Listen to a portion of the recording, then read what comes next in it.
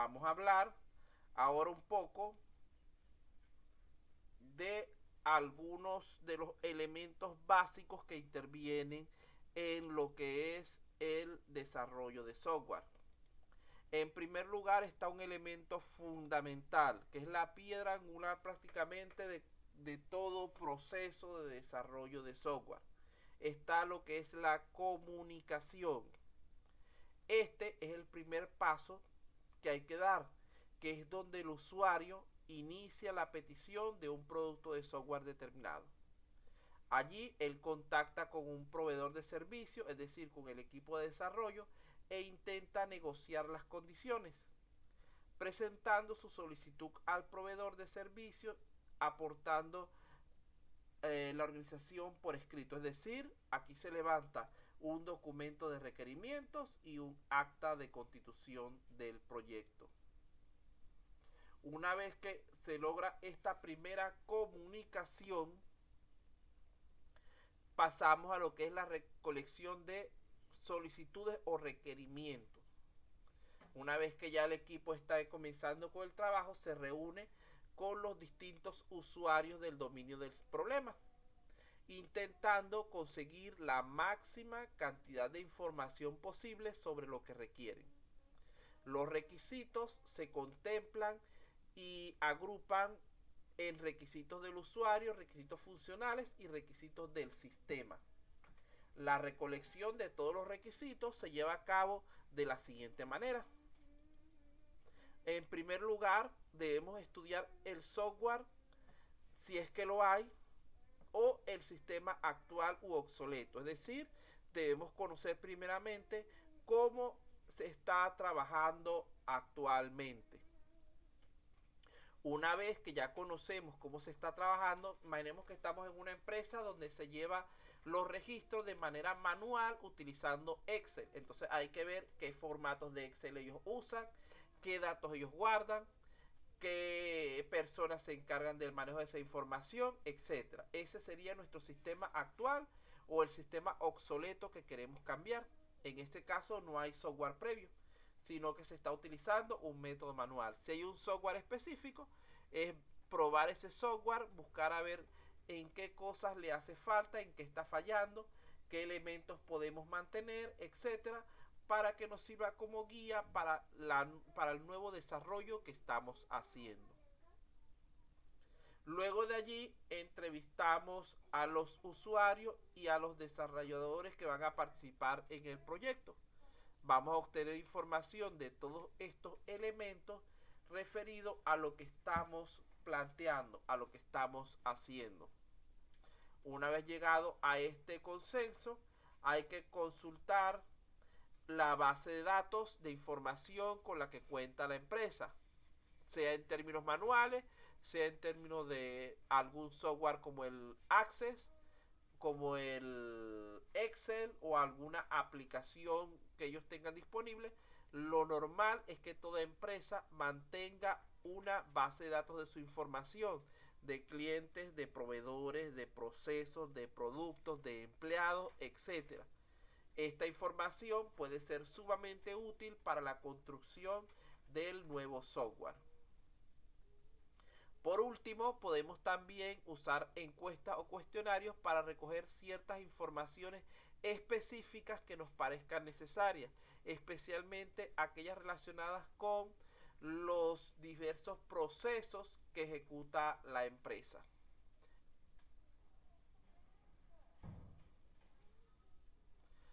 Ya una vez conocidos los requisitos reales y lo más detalladamente posible de nuestro sistema, entramos en un estudio de factibilidad.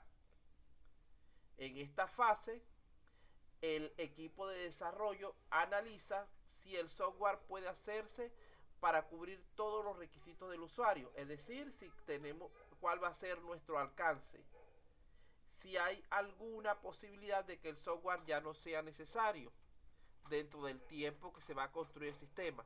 Porque imaginemos que la empresa, el grupo de desarrollo diga, mira, ese software va a estar listo en 90 días. Lo dicen ahorita, es un software para el manejo de algo que tenga que ver con la pandemia. Resulta ser que en 30 días se levantó la pandemia. ¿Qué implica esto? ¿Qué,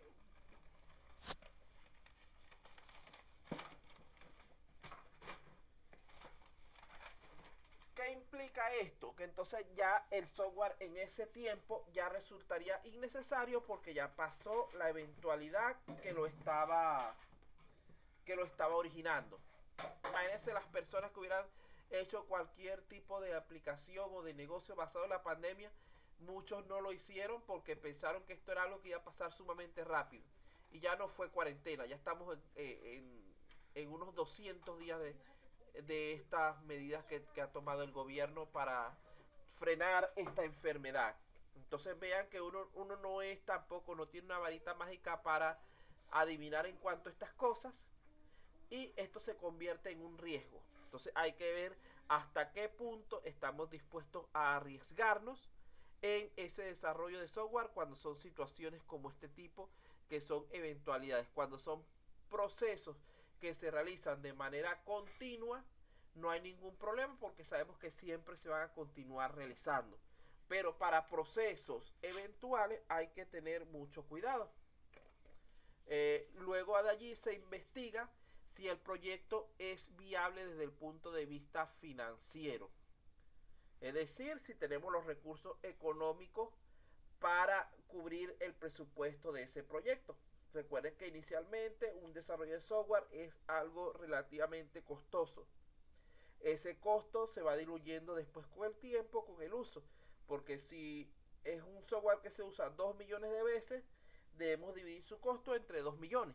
Y eso hace que tienda a disolverse ese costo, a volverse cero. También hay que ver desde el punto de vista práctico, es decir, si se cuenta con las herramientas necesarias para su desarrollo. Imaginemos que dentro del proyecto se pida que haya una 4W. ¿4W qué? El que colocó 4W, por favor que aclare lo que está, lo que quiere decir con esa abreviatura. Bueno, continúo entonces. Bueno, entonces desde el punto de vista práctico y desde el punto de vista técnico debemos contar con los insumos, con los elementos necesarios para el desarrollo de esa aplicación si nos queremos aventurar a ello.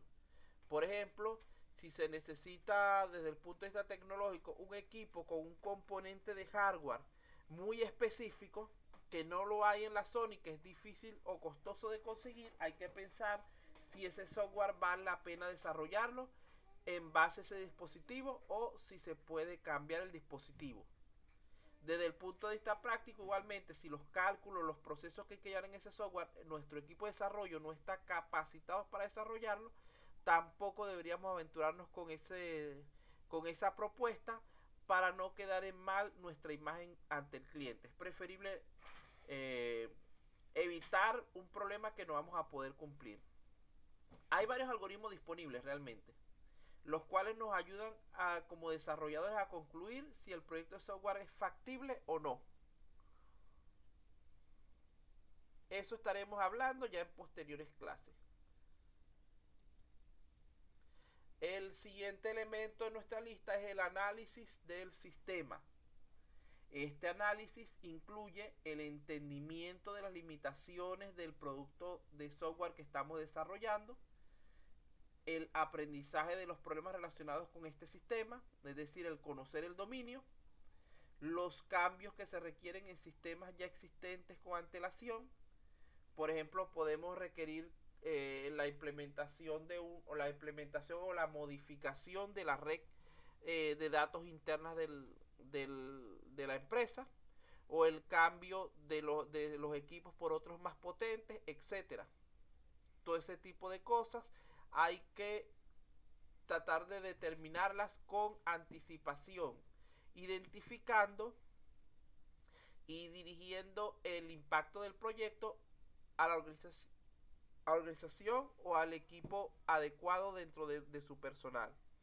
El equipo del proyecto debe analizar todas las posibilidades de esta construcción que está intentando y planificar el tiempo que podría tardar y los recursos necesarios. En esto básicamente es que se enfoca la parte de análisis del sistema.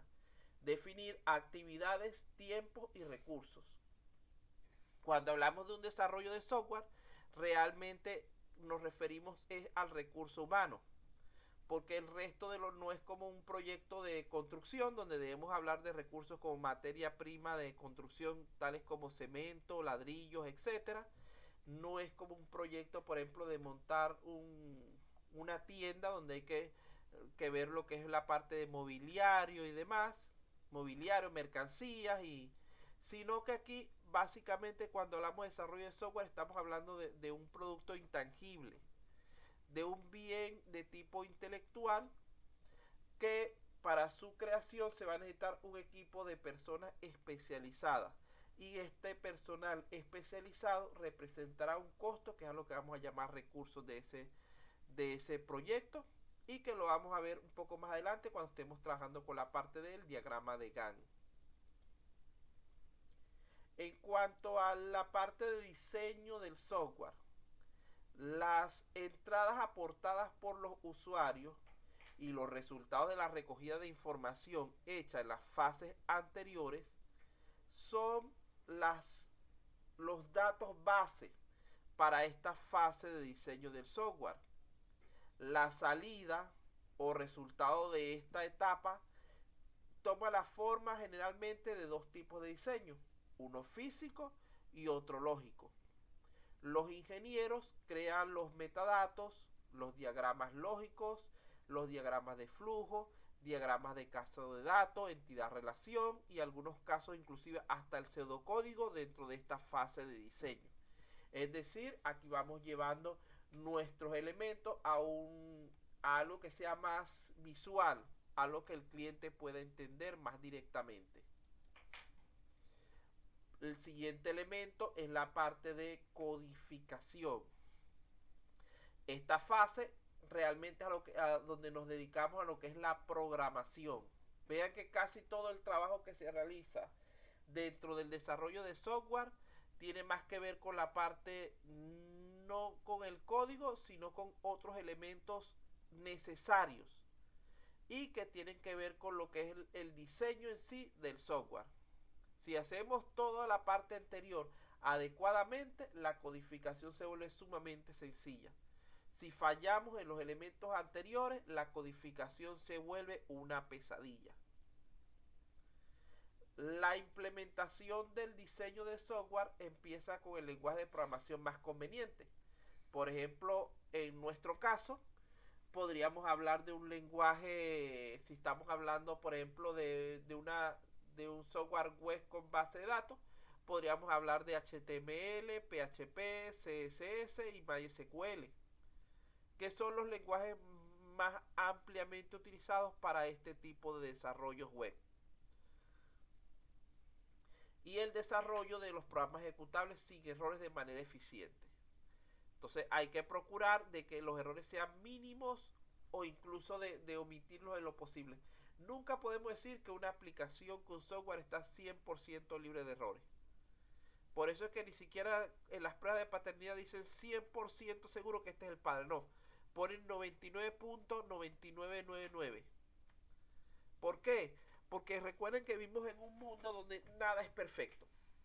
Todas las cosas tienen, por muy bien hechas que estén, tienen un componente de error internamente escondido. Entonces nosotros no podemos asegurar que nuestro sistema está 100% libre de errores, pero debemos procurar que tenga la mínima cantidad posible de errores de desarrollo. Una vez que llegamos a esta fase, pasamos a la siguiente, que es la parte de pruebas. ¿Por qué? Porque estamos hablando de que en este punto, cuando inclusive esta prueba va en paralelo a partir de los primeros prototipos que se hagan en la fase de codificación.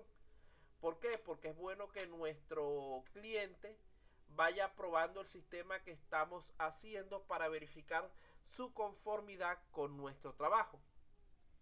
Los errores pueden arruinar el software tanto hasta el punto de que sea necesario eliminar todo lo que hemos hecho y volver a comenzar. Por eso debemos ser muy cuidadosos en las fases iniciales, porque son las que generalmente llevan a los peores errores. Las pruebas de software se hacen mientras se codifica las primeras pruebas y suelen hacerlas los desarrolladores y otros expertos en varios niveles. Esto incluye la evaluación de módulos, la evaluación del programa, la evaluación del producto, evaluaciones internas y finalmente la evaluación del consumidor final. De todo este tipo de pruebas hablaremos posteriormente. En este momento estamos haciendo solamente digamos que una introducción, un compendio de muchas cosas de las que vamos a hablar más adelante. Encontrar errores y su remedio a tiempo es la clave para construir software confiable. Eso es como la persona que se detecta el cáncer de manera temprana generalmente tiende a salvarse. La persona que no se da cuenta hasta que el cáncer ya está en su última fase, la de terminal de metástasis, ya esa persona no tiene salvación. Entonces, igualmente debemos procurar hacer con nuestro software, procurar descubrir esos errores lo antes posible y corregirlos en la medida de lo posible. Hay errores que no se pueden quitar realmente, que implican cambios para poder buscar otra opción, ya que no ese error es parte de lo que estamos haciendo. Pero hay muchos errores que se pueden corregir en el camino y que pueden ayudar a que nuestro software sea de mayor calidad. En la parte de integración decimos que el software puede necesitar estar integrados con otros elementos externos, como por ejemplo bases de datos, bibliotecas, otros programas, dispositivos externos, terminales, etcétera. En esta fase del ciclo de vida de desarrollo de software se enfoca en la integración o en la unión del sistema que estamos construyendo con las entidades del mundo exterior, es decir, con aquellas que son ajenas a él. Por ejemplo, haciendo un programa administrativo podemos necesitar una conexión con lo que es el SUNAT o con lo que es alguna información que venga de plataformas bancarias para la parte de compras, ventas, etcétera. Esos elementos son externos a nuestro software y debemos buscar la manera de hacer esa integración adecuadamente. El siguiente elemento es la implementación. Aquí lo que se hace realmente es instalar el software construido en las máquinas del cliente. A veces este software necesita ciertas configuraciones adicionales para cada consumidor final con posterioridad, es decir, en el momento que la estamos instalando. En este punto el software lo evaluamos en cuanto a su adaptabilidad y portabilidad. Por ejemplo, las aplicaciones hay que ver si son compatibles solo con Windows, con qué versiones de Windows, si permiten ser usadas en entornos libres, si permiten ser usadas, por ejemplo, en plataformas Android, si permite, o sea, hay que ver su portabilidad y su adaptabilidad.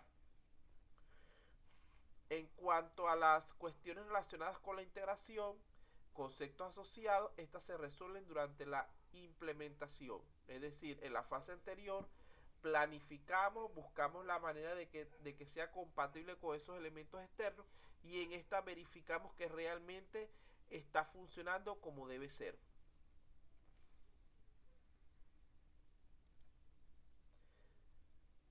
Mantenimiento y funcionamiento, o sea, operaciones y mantenimiento. En este punto se confirma el funcionamiento del software en términos de máxima eficiencia y mínimos errores. ¿Qué significa esto? Que debemos verificar que primeramente el programa haga todo lo que es, o la mayor parte de ser posible todo, lo que se planificó que debía hacer. Y que no hayan demasiados errores de funcionamiento.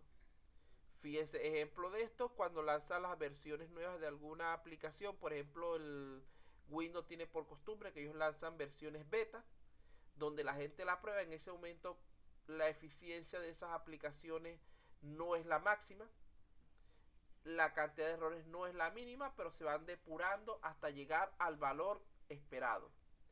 Si se requiere, los usuarios se capacitan, se presenta la documentación sobre cómo operar y cómo mantener el software funcionando.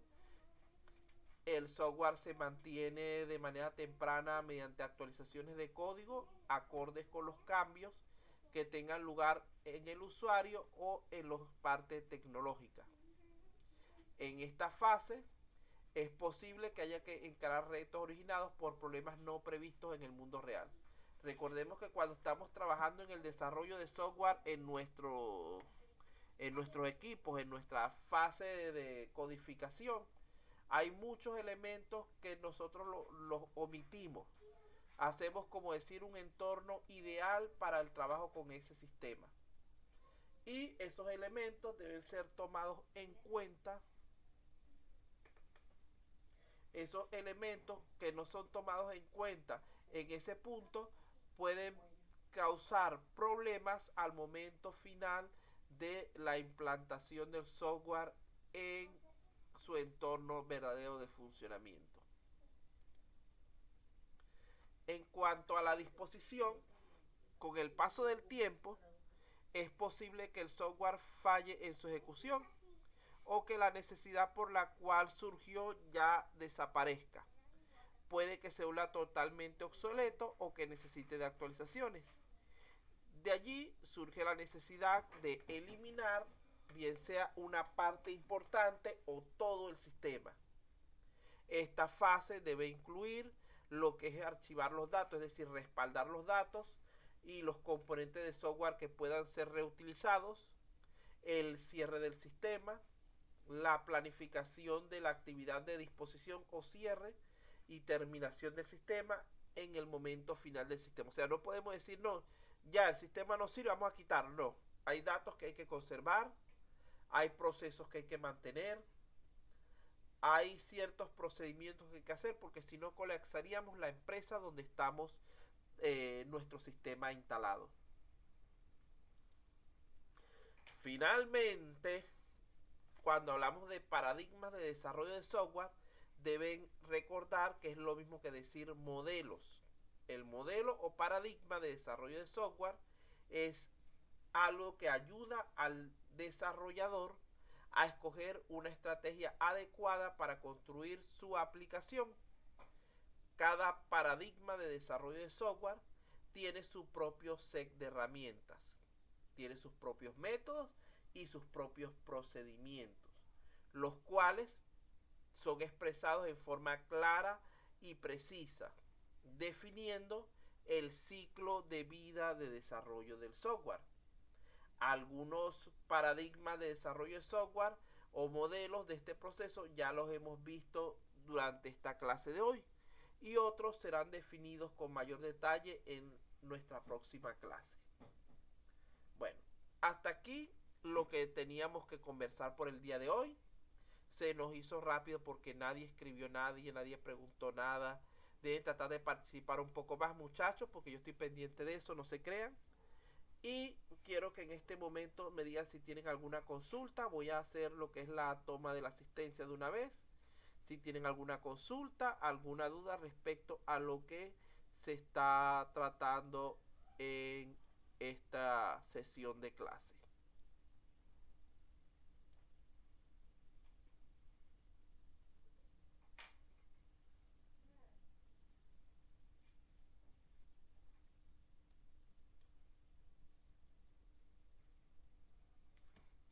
¿Alguna duda, alguna consulta, por favor? Voy a tomar la captura de la asistencia. Espero que todos hayan arreglado sus nombres. Esto es Ingeniería de Software. Hoy es 2020, mes 10, día 13. Y solamente hay letra A.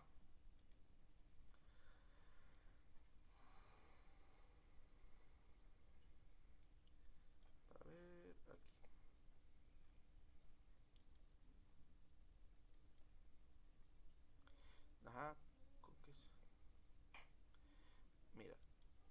ver aquí qué dice. Vamos a ver desde dónde quedé. No profesor, no profesor, ninguna profesor.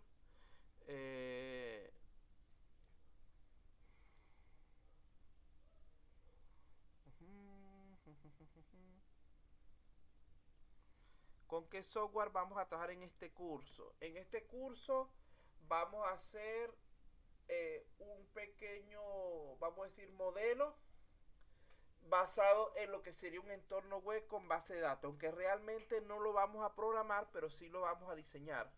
Vamos a trabajar con varios pequeños software específicos para hacer las diferentes actividades. Por ejemplo, para lo que es la parte de la EDT, del diseño de actividades, sí, PHP, HTML, MySQL, etcétera. De todas maneras, ya para la próxima clase le doy información y algunas cositas que tienen que repasar en cuanto a eso. Ajá. Entonces, por aquí, que era lo que, déjenme cerrar aquí, dejar de compartir aquí.